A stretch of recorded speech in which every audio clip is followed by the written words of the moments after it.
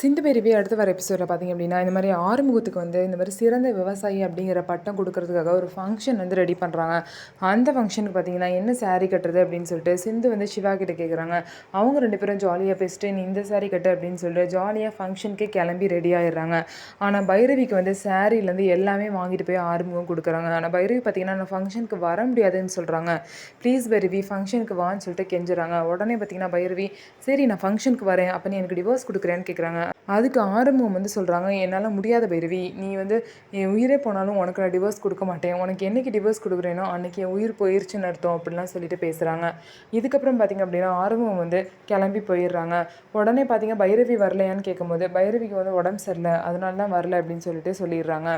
இன்னொரு சைடு வந்து ஃபங்க்ஷன் வந்து நல்லபடியாக நடந்துகிட்ருக்கு. நடக்க போகிற நேரத்தில் பார்த்திங்கன்னா சஞ்சய் வந்து அங்கே கரெக்டாக வராரு. சஞ்சய் பார்த்தோன்னா ஆறுமுகம் வந்து முறைக்கிறாங்க. என்ன நான் எதிர்பார்க்கல நான் இங்கே வருவேன்னு சொல்லிட்டு அப்படின்னு சஞ்சய் வந்து கேட்குறாங்க.